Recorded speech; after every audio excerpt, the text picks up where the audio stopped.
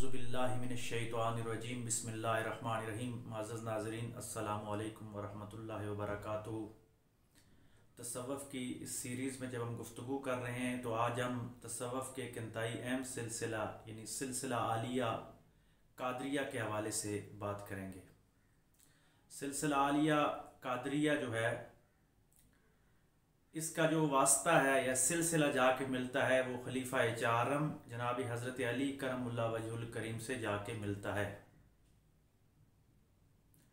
सिलसिला कादरिया के जो अजीम शान बुज़ुर्ग गुजरे हैं उनमें हज़रत अली के बाद हज़रत हसन बसरी रहमतुल्लाह अलैह, हज़रत जुनैद बगदादी रहमतुल्लाह अलैह, सरी सक्ती रहमतुल्लाह अलैह, मारूफ करखी रहमतुल्लाह अलैह, ये सिलसिला आलिया कादरिया के अवाइल के बड़े बुजुर्गान दीन में से गुजरे हैं। लेकिन सिलसिला आलिया कादरिया का जो नाम है बाकायदा, ये शेख अब्दुल कादिर जिलानी रहमतुल्लाह अलैह की वजह से, अब्दुल कादिर की वजह से इसका नाम कादरी पड़ गया है। इस सिलसिले में ग्रां कदर खिदमात सर अंजाम दिए तो शेख अब्दुल कादिर जिलानी रहमतुल्लाह अलैह ने, जो हसनी हुसैनी सैयद थे, वालिद की तरफ से हज़रत हसन और वालदा की तरफ से हज़रत हुसैन रज़ी अल्लाह तआला अन्हु की औलाद में से थे और एक जय्यद आलिम दीन थे, वक्त के बहुत बड़े इमाम थे, फ़क़ीह थे, सूफ़ी थे, आलिम थे और कसीर तादाद में आपने किताबें लिखी हैं जो कुछ अभी तक मौजूद हैं और कुछ वक्त और हालात के साथ दुनिया में मौजूद नहीं रही। लेकिन शेख अब्दुल कादिर जिलानी रहमतुल्लाह अलैह ने वो जो बातनी फैज़ हुज़ूर अलैहिस्सलाम से हज़रत अली को मुंतकिल हुआ और वहाँ से होता हुआ हज़रत हसन बसरी के हवाले से आगे चलता हुआ कादरिया सिलसिले के मुख्तलिफ बुज़ुर्गों से होता हुआ शेख अब्दुल कादिर जिलानी रहमतुल्लाह अलैह तक पहुँचा। तो शेख अब्दुल कादिर जिलानी रहमतुल्लाह अलैह ने फतुल गैब के अंदर, गुनियतुत तालिबीन के अंदर और अपनी दीगर तसानीफ के अंदर उसको जमा किया और अपने मरीदों को मुख्तलिफ वाज़ व ख़ताबात के अंदाज में उसको अवाम तक पहुँचाया और लोगों की सीनों की ऐसी तरबियत की, ऐसे लोगों के सीने साफ़ किए कि वो इस्लाम की असल चीज़ जो तातारियों के फितने की वजह से कहीं ना कहीं उस पर गर्दो गुबार शायद पड़ चुकी थी, शेख अब्दुल कादिर जिलानी रहमतुल्लाह अलैह ने अपनी बातनी और इल्मी ताकत से उस गर्दो गुबार को हटाकर इस्लाम का सही जो चेहरा है वो अवाम के सामने दोबारा रख दिया। यानी बाज़ बुजुर्गान दीन कहते हैं कि इस्लाम शेख अब्दुल कादिर जिलानी रहमतुल्लाह अलैह के आने से पहले वक्त और हालात की वजह से, क्योंकि खिलाफत भी मलूकियत में तब्दील हो गई और मलूकियत में तब्दील होने के बाद फिर बड़े मसाइब और आलाम मुसलमानों पे गुजरे। वहाँ जहाँ दीगर रियासत की चीज़ें डैमेज हुई तो वहाँ इल्मी अंदाज और सूफिया का अंदाज भी बहुत हद तक डैमेज हो चुका था। लेकिन शेख अब्दुल कादिर जिलानी रहमतुल्लाह अलैह ने बगदाद के अंदर एक ऐसी खानका कायम की, एक ऐसा मरकज़ कायम किया जहाँ से कुरान और सुन्नत की सही तालीम लोगों तक पहुँचना शुरू हो गई। और शेख अब्दुल कादिर जिलानी रहमतुल्लाह अलैह खुद अपनी तसानीफ के अंदर फरमाते हैं कि मैं तरीक़त में कुतुब के मुकाम तक पहुँचा हूँ, लेकिन फरमाते हैं कि मैं दर्स देते देते कुतुब तक पहुँच गया हूँ। यानी शेख अब्दुल कादिर जिलानी लोगों को ये दर्स दे रहे हैं कि आज भी अगर किसी ने कुतुब बनना है तो वो दीन की तालीम हासिल करे, उसके बाद उस दीन की तालीम को लोगों तक पहुँचाए तो वो तालीम देते देते कुतुब के मुकाम तक पहुँच जाएगा। शेख अब्दुल कादिर जिलानी रहमतुल्लाह अलैह की करामात बहुत ज़्यादा अवाम में बयान की जाती हैं।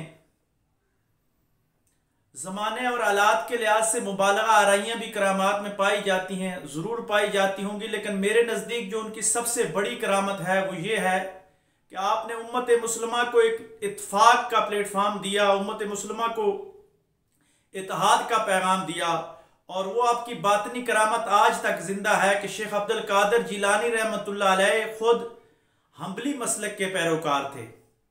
आप फ़िक़्ह हम्बली के अलमबरदार थे, फ़िक़्ह हम्बली यानी हम्बली स्कूल ऑफ थॉट के फॉलोअर्स में थे, लेकिन आपकी बातनी तालीमात में इस कदर चाशनी पाई जाती थी कि हन्नाफ के यहाँ भी, हनाबला, शवाफे और मालिकी सब लोगों के यहाँ आपकी बातनी तालीमात से इस्तेफादा किया गया। और हन्नाफ के अंदर आज दिन तक बरसगीर पाक व हिंद में बिलखुसूस और दुनिया में बिलअमूम आपकी साल स्वाब के लिए 11वीं शरीफ की महफिल सजाई जाती है। तो यहाँ से ये मालूम होता है कि अगर कुछ लोग ये कहते हैं कि इस्लाम में तफरकाबाजी है, तो हम लोगों को समझाते हैं कि आए सूफिया के दर पे आके बैठ जाए कि हम्बली मसलक का एक आलिम है, लेकिन उसकी बातनी तालीमात से हनफी लोग भी मुतासर होके हर माह चांद की 11 तारीख को उसके साल स्वाब के लिए बज़्म सजाते हैं। तो ये शेख अब्दुल कादिर जिलानी की करामत है जो आज तक जिंदा और जावेद है। बरसगीर पाक व हिंद में शेख अब्दुल कादिर जिलानी के खुलाफा ने काम किया। सबसे ज्यादा हज़रत शाह कमाल कितली रहमतुल्लाह अलैह की वजह से यह सिलसिला बरसगीर पाक व हिंद में पहुंचा।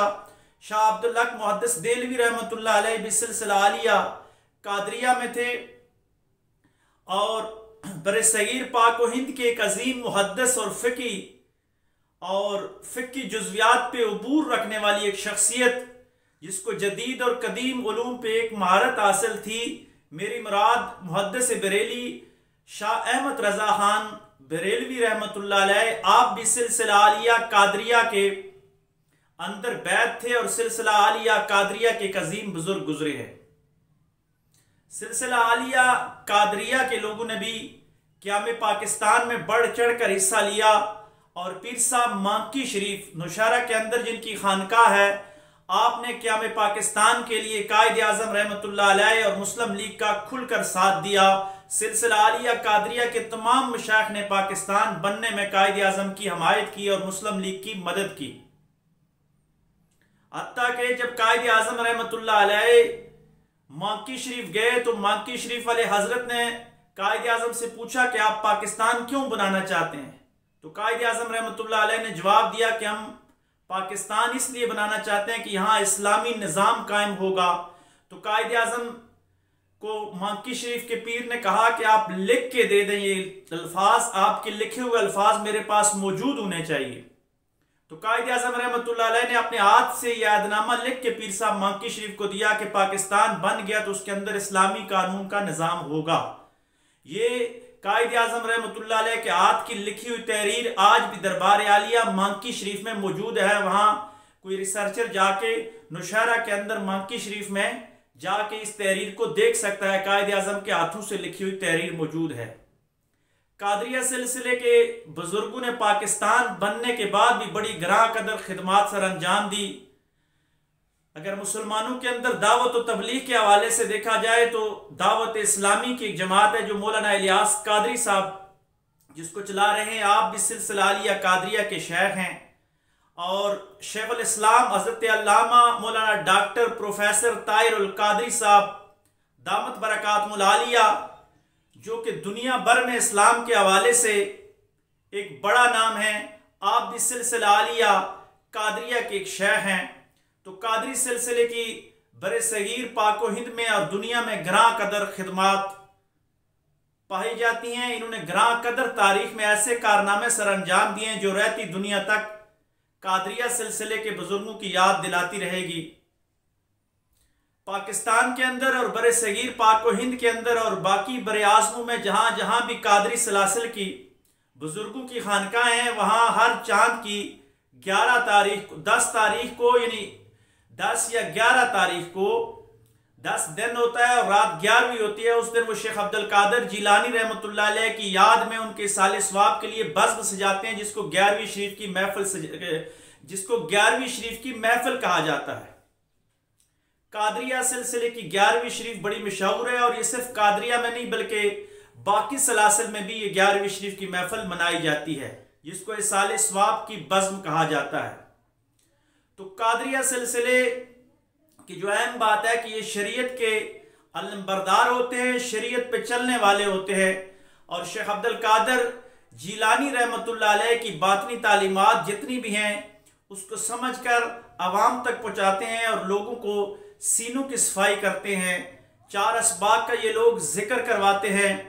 उसके अलावा इनकी खानकाओं में हमेशा लंगर जारी और सारी रहता है। मुख्तलिफ प्रोग्रामात होते हैं। वेलफेयर के अंदाज से देखा जाए तो भी सिलसिला आलिया कादरिया की खानकाओं में मुख्तलिफ वेलफेयर के प्रोजेक्ट्स मुख्तलिफ हवालों से जारी और सारी रहते हैं।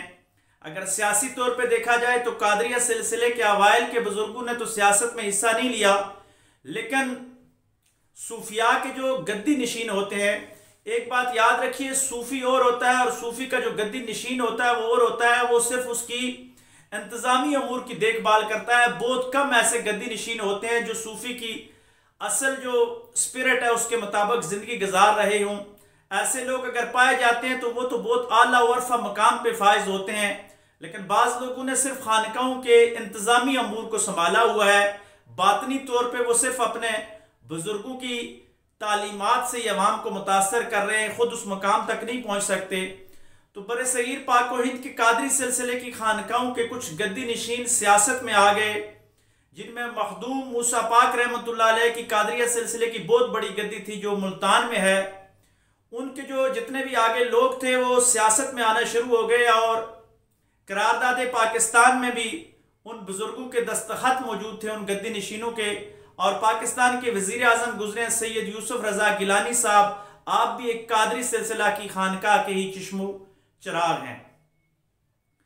तो मैं ये बता देना चाहता हूं कि कादरिया सिलसिले ने जहां दीन की इशाअत और तरवीज में अहम काम किया, वहां पे उनके गद्दी नशीनों ने सियासत में भी ग्रां कदर खिदमात सर अंजाम दी। यूसुफ रजा गिलानी के वालिद मोहतरम जब 1956 का आइन मुतफिका तौर पे मंजूर हो गया तो ये कायद आजम के मज़ार पे नंगे कदमों गए और जाके उनके मज़ार पे फातिहा और सलाम पढ़ा था। तो यानी ये वो लोग थे जो लोग कायद आजम के मिशन के मुताबिक इस्लामी पाकिस्तान बनाना चाह रहे थे।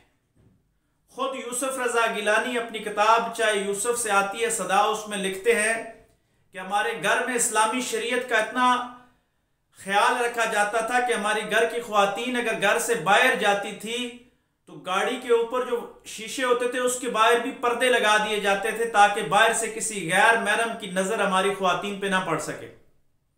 लेकिन वक्त और हालात के साथ रूहानियत पे मादियत गालिब आ गई। कादरी सिलसिला के बुजुर्गों में एक तरफ तो अजीम शान बुजुर्ग हैं जो मौलाना इलियास कादरी साहब हो गए, डॉक्टर ताहिरुल कादरी साहब हो गए, और दूसरी तरफ कुछ कादरी सिलसिले की खानकाहों के गद्दी नशीन जो वजारत उस्मा तक तो पहुंच गए, लेकिन अपने बुजुर्गों की उस तकवा और तहारत को और पर्दे के आला अहकामात को सिर्फ किताबों तक लिख सके, अपनी अमली जिंदगी में नहीं ला सके। मैं उम्मीद करता हूं कि कादरिया सिलसिले के जितने भी खानकाहों के सजादा नशीन हैं उनको चाहिए कि या तो अपने बुजुर्गों के नाम से आवाम को लूटना छोड़ दें या फिर उनकी तालीमात पे सही तौर पे खुद भी अमल करें और दूसरों को भी इसकी तलकीन करें, क्योंकि वो इक़्तिदार हासिल करने वाले लोग कादरी नहीं कहलाते थे। कादरी वो थे जो अक़दार वाले लोग थे।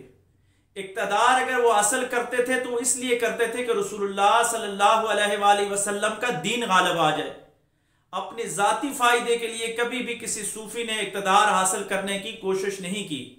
आज भी अगर किसी सूफी का कोई गद्दी नशीन या औलाद में से कोई आदमी दीन के नाम पे सियासत करता है तो उसको ये समझना चाहिए कि सियासत पे खुलफाए राशिदीन वाली हो, सूफिया वाली करनी चाहिए, ना कि सूफिया के नाम पे सियासत करके सूफिया के मिशन को ख़राब किया जाए। अल्लाह तबारक व तआला सिलसिला आलिया कादरिया के फ्यूज़ात को तादम क़यामत जारी और सारी फरमाए और हम सब को सूफिया की तालीमात पे सही तौर पे अमल पैरा होने की तौफीक अता फरमाए। व आखिरु दावाना अनिल हम्दुलिल्लाहि रब्बिल आलमीन।